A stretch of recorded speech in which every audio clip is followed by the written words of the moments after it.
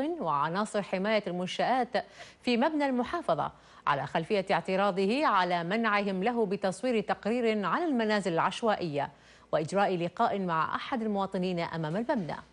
وقال مراسل القناة أحمد السعيدي إن أحد الضباط تجاوز عليه بالضرب وحجزه لمدة ساعة ونصف داخل مبنى المحافظة، مشيرا إلى أنه تم إطلاق سراحه بعد تدخل مكتب إعلام المحافظة. وتابع أن حادث الاعتداء تسبب له بكدمات في يديه وأنه اضطر لمراجعة المستشفى لإجراء الفحوصات الطبية. ولمزيد من المعلومات مشاهدينا معنا عبر السكايب من الناصرية مراسل الحرة أحمد السعيدي. أحمد، ألف الحمد لله على سلامتك. وأحمد، هل لك أن تطلعنا على تفاصيل الاعتداء؟ شكرا زين. صباح اليوم الساعة 10 كان لدينا لقاء مع أحد المواطنين وأحد المختصين بشؤون التنمية البشرية، واعتدنا أن نكون بالقرب من أحد الشوارع الذي يطل على مبنى المحافظة، محافظة ذي قار، ونعتمده دائما في لقاءاتنا لأنه يمثل واجهة للمحافظة. لم نمنع في يوم من الأيام من نجري هذا اللقاء، وأغلب عناصر الحماية في بناية محافظة ذي قار هم يعرفونها من خلال تكرار دخولنا المحافظة وإجراء اللقاءات، لكننا تفاجأنا من أحد العناصر الأمنية بمنعنا من التصوير. حينما سألناه عن السبب قال لا أعلم، قال يعني بالحرف الواحد أتوني بتخويل أو بأمر. من أين نأتي لك الأمر؟ قال لا أعلم.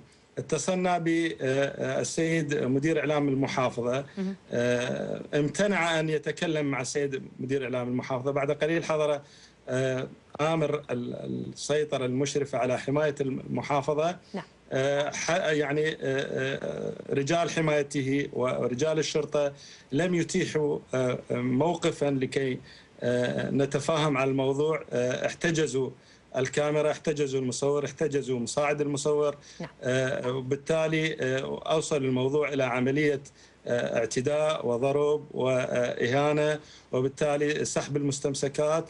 أجبرونا إلى الدخول إلى مقر الحماية داخل مجلس المحافظة، عفوا مبنى المحافظة.